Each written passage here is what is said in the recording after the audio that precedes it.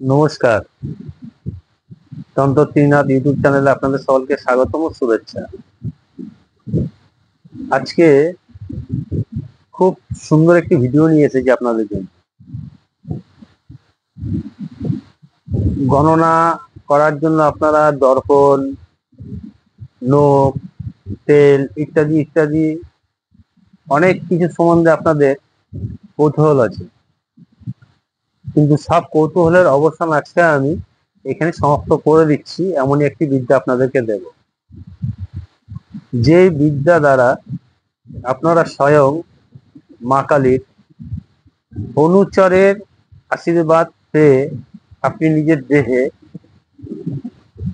কে এসেছে, আপনার কাছে কি কারণে এসেছে, কোথা থেকে এসেছে, তার কি নাম, সবকিছু আপনি বলে দিতে পারবেন নিজেই। এই যে বিদ্যা, এই বিদ্যা কিন্তু সবাই করতে পারে না। এই বিদ্যা একমাত্র যারা শক্তি মন্ত্রে দীক্ষিত এবং যারা প্রত্যেক দিন জপ, ধ্যান, পূজা অর্চনা করেন এবং গুরু দীক্ষা যারা নিয়েছেন, মানে আমাদের এই গুণিন ব্যাজ ওঝা এই লাইনে যারা গুরু দীক্ষা নিয়েছেন, তারাই একমাত্র করতে পারবেন। সাধারণ মানুষ এগুলি করতে যাবেন না, এতে কাজ হতে পারে, নাও পারে, এমনকি বড় চরম বিপদও ঘটে যেতে পারে।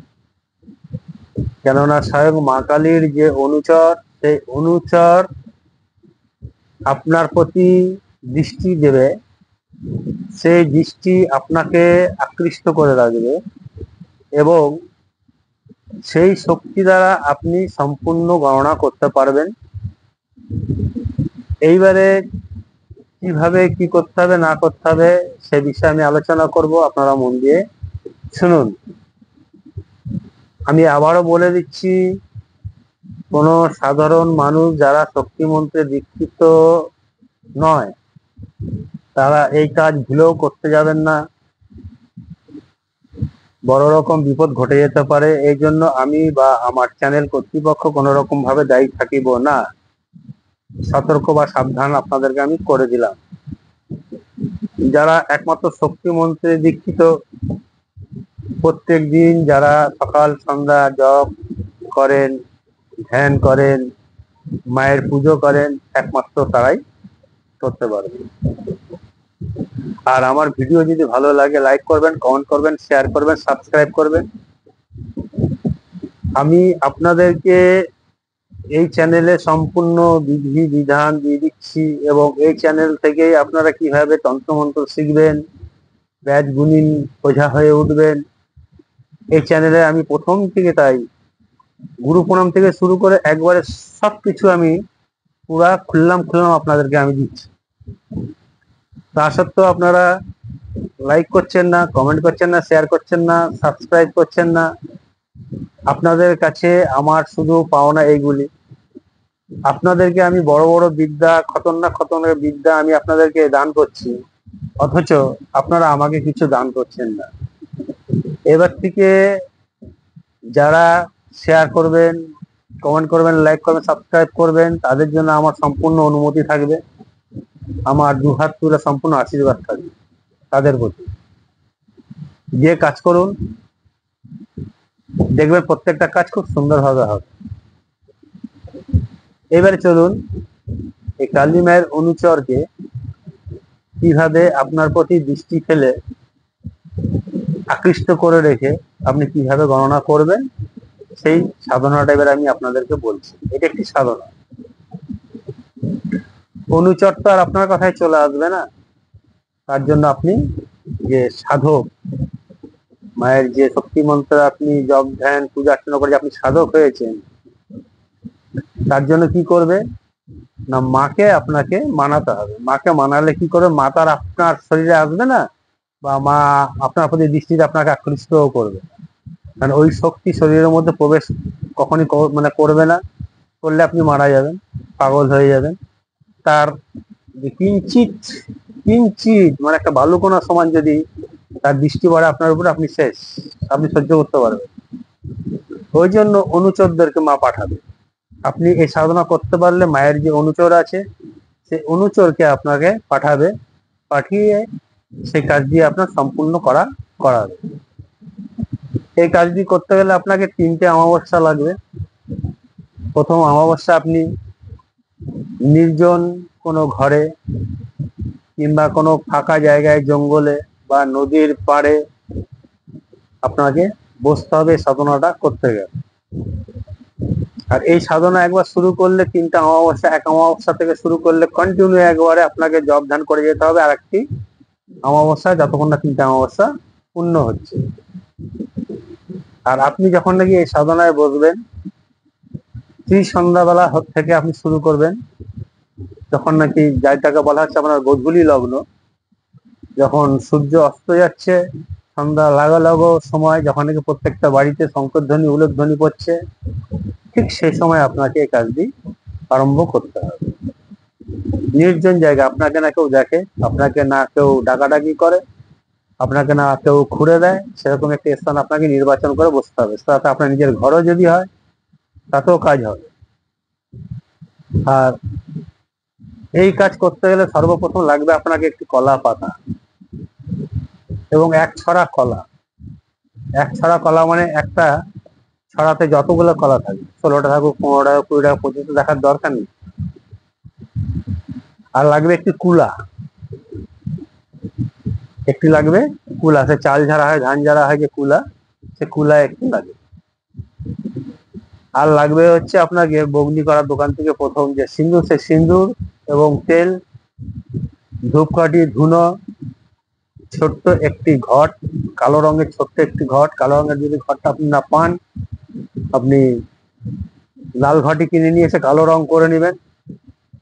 একটি আম শাখা লাগবে, একটি গোটা সুপারি লাগবে, আর ধূপ ধুনা এসব লাগবে, আর এক ছড়া কলা লাগবে। এবার আপনি ফল পছন্দ মিষ্টান্ন আপনার যেরকম ইচ্ছা মনের আপনি দিতে পারেন। আপনি আড়ম্বর করে দিতে পারেন, 5 ফল দিয়েও করতে পারেন, 5 প্রকার মিষ্টি দিয়েও আপনি করতে পারেন, কোনো অসুবিধা নেই। এবারে ওই কুলার উপরে আপনি কলা পাতাটাকে পেতে দিন,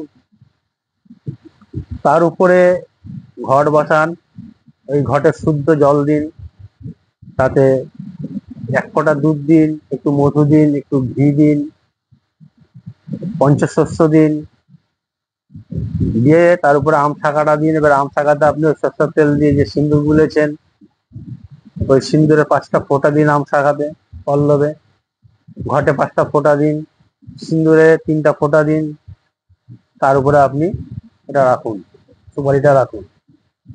আর আপনাকে এই কাজটি করতে গেলে বসতে হবে পূর্ব দিক কিংবা উত্তর দিকে মুখ করে বসতে হবে। সব থেকে ভালো উত্তর দিকে যদি মুখ করে বসতে পারেন। এবার আপনি একটি আসন পাতুন, তাতে যে রঙের আসন হয় কোনো অসুবিধা নেই, একটি আসন পাতুন, সে আসনের উপরে আপনি বসুন। আর ওই কুলাটাকে একটা লাল শালুর উপরে রাখবে, কুলাটাকে একটা লাল শালুর উপরে রাখবে। 108টা জবা ফুলের মালা ওই ঘরটাকে আবৃত করে দিন, 108টা জবা ফুলের মালা দিয়ে আবৃত করে দিন। আসনে বসে এবার আপনি গুরু মন্ত্র আপনার জপ করে নিন। আপনার যে শক্তি মন্ত্রে দীক্ষিত সে গুরুর মন্ত্র আপনি জপ করে নিন। জপ করে নেওয়ার পর এবার আপনি কি করবেন, ভিডিওতে যে মন্ত্র টাইপ করা থাকবে সেই মন্ত্র 108 বার আপনি রুদ্রাক্ষর মালা জপ করুন।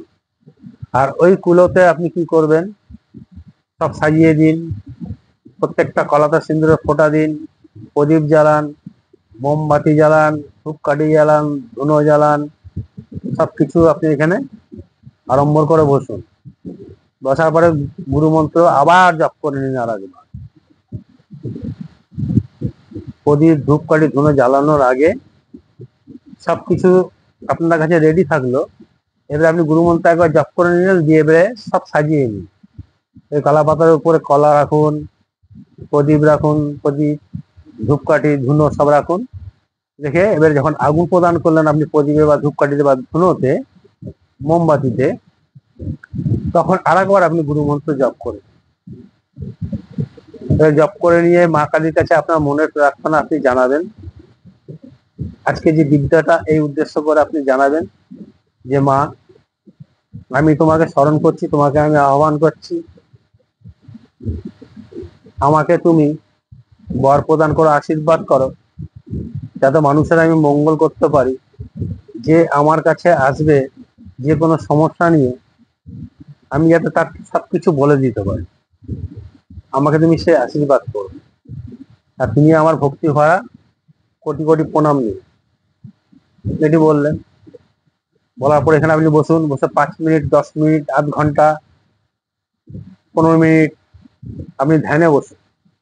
ধ্যানে বসে মাকে আপনি স্মরণ করুন। যখন নাকি দেখবেন মা আস্তে আস্তে আস্তে আস্তে আস্তে মায়ের যে অবয়ব, যে রূপ, সে রূপ আপনার এই জায়গাতে এসে থেকেছে। ধ্যানের মাধ্যমে ধ্যান করতে করতে করতে করতে করতে করতে করতে করতে করতে করতে এখান থেকে দেখান যে মা এখানে এসে দাঁড়িয়েছে। আস্তে আস্তে আস্তে আস্তে মায়ের যে আশীর্বাদের যে রশ্মি আপনার এই কপালের এখানে এসে লেগেছে। তখন এবারে আপনি মাকে আবার প্রণাম করবেন। একটি জবা ফুল নেবেন, জবা ফুল নিয়ে মায়ের চরণ উদ্দেশ্য করে জবা ফুল দিন, এবং হাতে গন্ডুস জল নিয়ে সে জবা ফুলের উপরে দিন। আবার একটি জবা ফুল দিন, এরূপ 7টি জবা ফুল দেবেন, আর 7 গন্ডুস মায়ের চরণে জল অর্পণ করুন। দিয়ে এবার আপনি রুদ্রাক্ষ মালা কি করবেন, 108 বার আজকে যে মন্ত্রতে ভিডিওতে দেওয়া থাকবে মন্ত্রটি জপ করবেন। জপ করার নিয়ম, মধ্যমা আঙ্গুল থেকে এভাবে রুদ্রাক্ষ ধরতে হবে, ছাতি থেকে আপনার নিজের দিকে টানতে হবে, ঠিক আছে? আর শুদ্ধভাবে, একদম শুদ্ধভাবে মন্ত্র উচ্চারণ করতে হবে, একদম শুদ্ধভাবে। কোনো তাড়াহুড়া চলবে না, কিচ্ছু না। তাতে আপনার যত সময় লাগুক লাগুক, কোনো অসুবিধা নেই। আর এই কাজ করবার আগে আপনাকে খুব সুন্দর গা বন্ধন করে নিতে হবে, এবং এখানে একটা কুণ্ডুলি মেরে নিতে হবে। কারণ আপনি যখন সাধনায় বসবেন, সাপ, ব্যাং, ছুঁচা, ইঁদুর ইত্যাদি ইত্যাদি জন্তু জানোয়ার যাতে না আপনাকে এসে আপনার সাধনায় ভঙ্গ করার চেষ্টা করে, ওই জন্য আগে একটা কুণ্ডলি করে দিবেন, গা বেঁধে নিবেন, তারপরে আপনি এখানে বসবেন। খুব টাইট গা বাঁধবেন কিন্তু, নাহলে আপনি সহ্য করতে পারবেন না। যখন এসে যাবে আপনি সহ্য করতে পারবেন। এইভাবে একটা অমাবস্যা থেকে শুরু করুন, একদিনও না বাদ যায়। একটা অমাবস্যা থেকে একটা অমাবস্যা অবধি 3টে অমাবস্যা এরকম হবে। 3টে অমাবস্যা আপনি করতে থাকুন এরকম। সাক্ষাৎ আপনার সামনে দেখবেন যে মা কাকে পাঠিয়েছে, আপনি দেখতে পাবেন। আপনাকে কিছু বলার দরকার নেই, কিছু করারও দরকার নেই। যখনই আপনি অনুভব করবেন যে কিছু একটা এসেছে, সে আপনাকে কিছু একটা ইঙ্গিত দিয়ে যাবে বা কিছু একটা জিনিস দিয়ে যাবে আপনাকে, সেইটি দিয়ে যাওয়ার পরে আপনাকে কি করতে হবে না করতে হবে সে সব কিছু এখানে বলে যাবে। আর যখন নাকি আপনি মন্ত্র জপ করবেন, তখন আপনার গায়ে কাঁটা দিয়ে দিবে, গা ভার হয়ে আসবে, মনে হয় চারি সাইডে কিছু ঘোরাঘুরি করছে। বিভিন্ন রকমের কিন্তু সিমটম আপনার হতে পারে। তার জন্য আপনার ভয় পাওয়ারও দরকার নেই, মন বিচলিত করারও দরকার নেই। আপনি আপনার কাজ একনিষ্ঠভাবে করে যাবেন, কেননা ওরা চাইবে আপনার ধ্যান ভাঙাতে, কিন্তু আপনি বিচলিত হবেন না, যেহেতু আপনার গন্ডি মারা আছে, গা বাঁধা আছে, ওরা আপনাকে স্পর্শও করতে পারবে না। আপনি আপনার কাজ চালিয়ে যাবেন। এভাবে করতে থাকুন 3টে অমাবস্যা। একদিনও বাদ দিলে কিন্তু সাধনাও শেষ, আপনার ক্ষতি হয়ে যেতে পারে। আমি আবার সাবধান করে দিলাম, এইগুলা একমাত্র যারা শক্তি মন্ত্রে দীক্ষিত তারাই করতে পারবে। এটি করে দেখুন। গণনা করার জন্য দর্পণও চাই না, নখ দর্পণও চাই না, জল দর্পণও চাই না, তেল দর্পণও চাই না, কিচ্ছুই চাই না। সব থেকে বড় জিনিস হচ্ছে, আপনার কাছে যখন কোনো ব্যক্তি আসছে, যখন তার সম্পূর্ণ তার বায়োডাটা আপনি বলে দিচ্ছেন, এর থেকে গণনা আর কিছু হতে পারে না। এটি হচ্ছে সব থেকে বড় গণনা। কি বললাম বুঝতে পেরেছেন? চলুন আপনারা এগিয়ে চলুন, আমার আশীর্বাদ রইল। সবাই ভালো থাকবেন, সুস্থ থাকবেন। নমস্কার, ধন্যবাদ।